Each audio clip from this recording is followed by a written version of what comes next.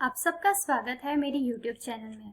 हमेशा की तरह आज भी मैं आप सबके समक्ष कुछ अंकों के साथ यह बताना चाहती हूँ कि रिटायरमेंट एज के बाद जो चल रही है वह कहाँ तक योग्य है। जैसा कि आप न्यूज़पेपर कटिंग्स में देख सकते हैं कि जब अब एम्प्लॉयमेंट्स को चुनिंदा समय तक ही गवर्नमेंट में सेवा दे सकते हैं। जैसा कि न्यूज़पेपर हेडिंग्स में आप देख सकते हो कि 50 years of age और 30 years of service will decide the retirements in railways। तो फिर मैं आज आप सबसे अनुरोध करना चाहती हूँ, स्पेशली सरकारी कर्मचारियों से, कि ये ज़्यादा से ज़्यादा सरकारी कर्मचारियों को शेयर किया जाए। जैसा कि आप सब जानते हैं कि सरकार ने फरमान जारी किया है कि 50 साल से ज़्यादा उम्र के कर्मचारियों को कार्य कुशलता की समीक्षा के आधार पर जबरन रिटायर्ड किया जाएगा। इसीलिए आओ सब भारतवासी आज और अभी प्रण करें कि पंचायत से लेकर पार्लियामेंट तक ऐसे किसी नेता को वोट देकर नहीं चुनेंगे जो 50 वर्ष से अधिक उम्र के हो, ताकि देश की कार्यकुशलता प्रभावित ना हो, क्योंकि इन्होंने भी कार्यकुशलता के नाम पर ही तो रिटायरमेंट जारी किया है। अब जब इन लोगों को देश चलाना है तो 50 वर्ष से अधिक लोगों में कार्यकुशलता है ही नहीं, तो ये लोग देश कैसे चला पाएंगे।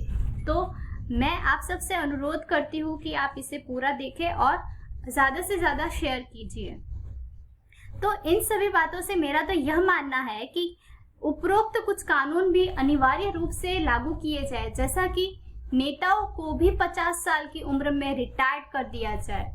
क्यों नहीं नेताओं को भी पुरानी पेंशन से वंचित किया जाए और एनपीएस लागू कर दिया जाए।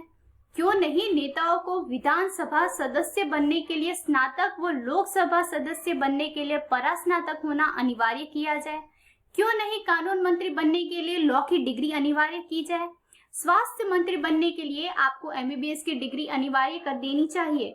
समाज कल्याण के लिए समाजशास्त्र की डिग्री अनिवार्य हो। मानव संसाधन के लिए एमएड की डिग्री अनिवार्य हो। वित्त मंत्री को अर्थशास्त्री होना अनिवार्य हो। इसी प्रकार सभी मंत्रियों की योग्यता का मानक निर्धारण किया जाए। जैसे कि नेताओं के लिए कोई एंट्रेंस एग्जाम नहीं होती है, तो मैं चाहती हूँ कि नेताओं के लिए एक एंट्रेंस एग्जाम भी अनिवार्य की जाए। अगर कोई क्रिमिनल बैकग्राउंड का है तो उसे चुनाव में खड़े होने का कोई अधिकार नहीं है। मैं चाहती हूँ कि जो क्रिमिनल बैकग्राउंड के हैं उनको तो चुनाव में खड़े ही ना होने दिया जाए। जैसा कि मैंने एक वीडियो बनाया था जिसमें मैंने बताया था कि 50% से अधिक नेताओं पर तो कानूनी कार्यवाही चल रही है। ऐसे नेता थोड़ा ना हमारा पूरा राष्ट्र चलाएंगे। तो इसकी लिंक मैं आपको वीडियो के डिस्क्रिप्शन बॉक्स में दे दूंगी, आप जाकर देख सकते हैं कि कैसे कानून चलाने वालों पर ही कानून के कितने केसेस जबरन चल रहे हैं। जैसा कि क्यों नहीं फ्री का डीजल, पेट्रोल, फोन की सुविधा, हवाई सुविधा, रेल सुविधा सहित तमाम सुविधाओं में जिसमें प्रति वर्ष अरबों रुपए खर्च होते हैं उसमें कटौती की जाए।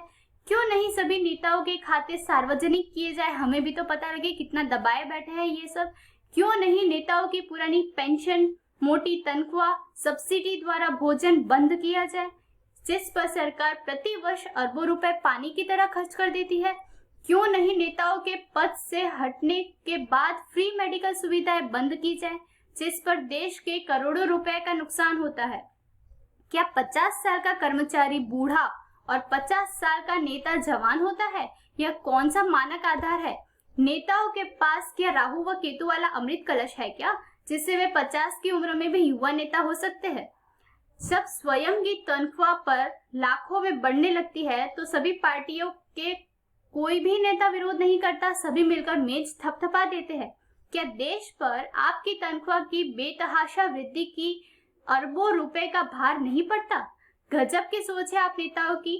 जब कर्मचारियों, अधिकारियों, शिक्षकों को 50 वर्ष में हटाने पर विचार किया जा सकता है, तो उपरोक्त बिंदु पर अवश्य विचार किया जा सकता है। आज के लिए बस इतना ही, फिर मिलेंगे किसी और अन्य तथ्यों के साथ।